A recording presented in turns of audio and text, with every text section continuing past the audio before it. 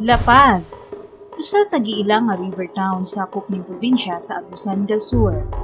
Mamahimong maabot ang lungsod, pinaagi sa pagsakay ug habal-habal og motorsiklo.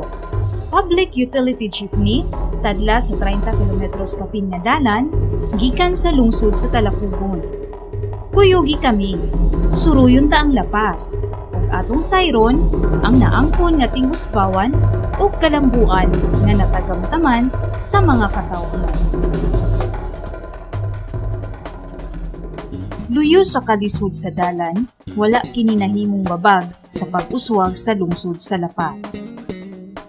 Kini nga dalan giilang nga secondary highway, agianan pasulod ug pagawas dili lamang sa taga La Paz, apan lakip na usab sa mga taga Loreto.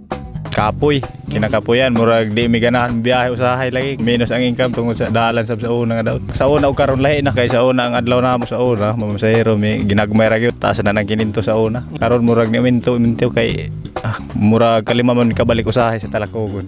Ang dalan, usa sa major key factor nga gikinahanglan sa usa ka lugar aron molambo kini ug mapadangat ang basic services alang sa mga katawhan gikan sa gobyerno. Apan bisan luyo sa padayon nga pagpamandoy sa mga katawhan nga makatagamtam og maayong dalan, dili kini babag sa local government unit sa La Paz nga mulawig alang sa padayon nga paglambo sa lungsod bisan og kini anaa sa hilit nga dapit. Dungan sa elektrisidad pinaagi sa Agusan del Sur Electric Cooperative kun ASELCO, cell site sa modernong komunikasyon anaa na usab na tukod sa lungsod. Aduna na'y ambulansyang magamit panahon sa emerhensiya. Shuttle bus kasakyan sa mga empleyado sa munisipyo. Solid waste truck nga muhipo sa basura. Heavy equipment sama sa dump trucks nga mo-maintain sa ilang kadalanan ug aduna na usay bangko nga misilbi sa La Paz. Ang lungsod isip anaa nahimutang daplin sa pinakahalapad nga Agusan Marsh, nahimong usa sa tinubdan sa panginabuhi ang pagpangisda. Kabibo sa komersyo nagsugod na sab nga matagamtaman sa lungsod. Pagpanguma ang kasagarang pangita sa mga katawan sa lungsod sa La Paz, nga adunay gilapdon nga 146,121 hektaryas nga land area. 86% niini forest land ug 13% usab ang timberland ug giila nga mountainous areas, samtang ang ubos nga mga bahin ginatamnan ug human. 80% sa nagtubo nga 25,000 nga populasyon sa La Paz mga manubo, kinsa miokupar sa 15 kaginsakpang mga barangay.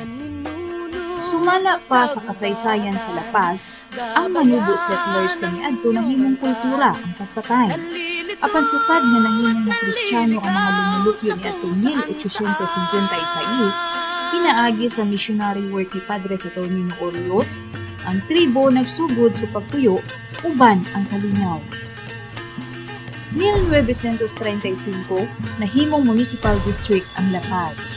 Apan niadtong Marso 31, 1965, pinaagi ni Presidente Diosdado Macapagal human nga mipagula sa Executive Order No.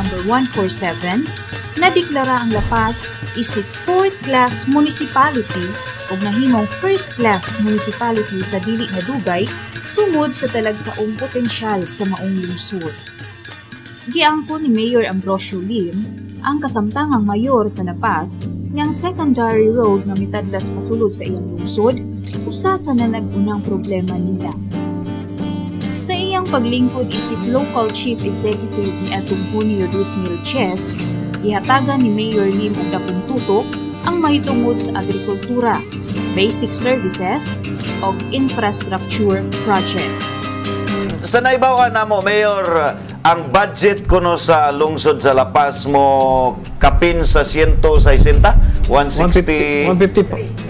163. 163 million. 163 million. Unsay bulk ini? Asa pa dong ning budget, Mayor, sa lungsod nimo for next year, 2012? Actually, ito sa agriculture, ito sa mga services sa mga katawan, uban. Basic salary, mga uban pa. So, tanan na mo gibutangan og budget. Sabi ng agriculture, kay mo man na importante. Nang i-priority na ako, masugdan na mo pag budgeteering, akong butang akong budget ang agriculture. Kaya mo may nakahatag. Labi na ng infra, engineering. Tungod sa mga karsada na itong problema sa barangay. Karsada na maintain ang atong mga barangay road. Tungod sa makanunayong pakiglambigit ni ini sa lideres ng probinsya, ang damgo alang sa pagkongkreto sa barangay roads o pagrehab na tuman, human nga mihatag og 6 milyones ka pesos na pondo gikan sa Priority Development Assistance Fund ni 2nd District Congresswoman Bebs Plaza Miliana alang sa Maylawaan, New Poblacion. Lakip ang pasuga pinaagi sa Sitio Energization Project alang sa unom ka sitio uban sa panagtambayayungay sa 2nd Congressional District na patuman usab ni Mayor Lim ubos sa iyang administrasyon. Ako akong pagpasalamat ni ining suga nga nahatagan mig suga diya sa agpangong tungod kay ang mga pansaon dugay ra nangandoy ang mga tao diri nga masugaan karon dakoy katabang sa suga. Pero nialang pansaon ko ang mga black bag, mga insecticide nga mga kuan makakuan sa suga kay ngano diha man mo kuan ang kanang mga black bag diha man sa suga mo kuan dugok. Ayuda alang sa Sagunto Gym. Ang akong stage sa gym nadugay ra namong ipangandoy. Karon ra gyud natuman sud sa 9 ka tuig. Gagiagwanta namo na. Gitunol usab niini ang solar dryer pavement ug ayuda alang sa expansion sa barangay site sa barangay Usmeña. Perimeter fence alang sa ilang public cemetery gigugulan usab og pondo. Padayon usab ng gitabangan ni Mayor Lim ang mga mag-uuma pinagi sa iyang subsidized rice o corn program. Kami mag-uumaya kami hatagan og pagtagad giagian kami baha sa mga basakan og karon niya mi kaluyan gitagaan mi niya og taba nga similya. Aduna kita gihuna-huna og gibanabana nga 600 ka mga mag-uuma nga benepisaryo niini. Tungod sa kadaghan sa atong mga mag-uuma, gibahin-bahin lang nato tag 20 kilos matag mag-uuma. So ang ato nga municipal government pinaagi ni Mayor Lim naghangyo sa atong honorable governor nga magpadugang og similya. Salamat kayo Gob sa similya nga imong idugang sa amo kay nakita nimo nga ang mga mag-uuma ani sa among luyo karon naghulat gid ni sa similya nga moabutay pagyud. Daghang kayong salamat.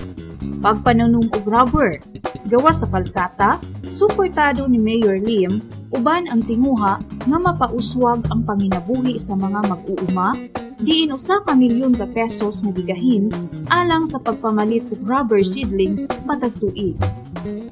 Laing 2.3 million pesos nga equity ang gigahin usab ni Mayor Lim alang sa kadaiyang nagpadayon nga kalahi seeds projects nga nagkantidad og 9.5 million pesos.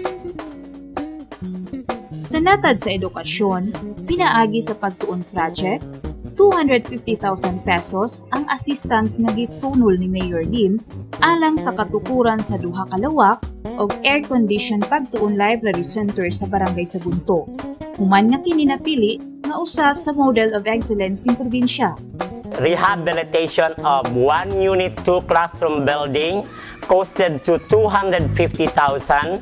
Gawas ni ini, padayon na sabang pag-ayuda sa iyang lungsod alang sa 48 ka municipal paid teachers o daycare teachers. Ang tinubdan sa tubig mainom kun water system, ikaduha sa natumbok sa administrasyon ni Mayor Lim nga dakong suliran sa lungsod ug dugay na ang gipangandoy sa iyang mga katawhan. Tungod sa kasibot pagpangita og pamaagi sa pamunuan sa lapas, gitatakdang kukuro na ang 10 milyones ka pesos nga water project sa DOH human na paligon ang Memorandum of Agreement tali sa LGU La Paz. Alang sa serbisyong panglawas, mainiton nga giasdang usab ni Mayor Lim ang libreng medical missions pinaagi sa paghatag og libreng tambal ngadto sa iyang mga sakop kinsa labing na kinahanglan nga atua sa hilig nga mga barangay. Wala usab niini gihikaw ang tabang ngadto sa mga apektadong pamilya panahon sa katalagman sama sa pagbaha. Pagtukod og usa ka dakong covered court sa La Paz ug municipal hospital. Pipila lamang sa gidanggo ni Mayor Lim nga matunol sulod sa iyang pagpangatungdanan. Bisan og anaa sa hilit nga lugar ang lungsod sa La Paz, dili ikalimod ang pagkamalipayong sa mga nanimuyo niini. Ang kaanyag ug kaadunahan sa kultura sa La Paz ginapasundayan kini dungan sa ilang pagsaulog sa Kaliga Festival matag Marso 29 ngadto sa Marso 31. Dungan na usab ang selebrasyon sa Araw ng La Paz. Ang pag-uswag sa lungsod sa La Paz dayag makita sa paglambo usab sa edipisyo sa munisipyo niini. Dako na ang kalainan sa lungsod sa La Paz.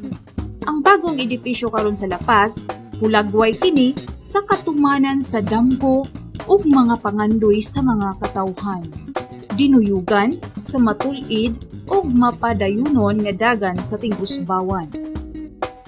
Ang bagong mihuras nagpadayag alang sa pinasahi nga paglaom, alang sa kasamtangang henerasyon ug sa umaabot. Padayon La Paz. Sa imong paglawig alang sa maayo nimong gisugdan nga tingusbawan, uban sa imong nagpakabanang katawhan, dinuyugan sa giya sa imong pamunuan. Padayon La Paz.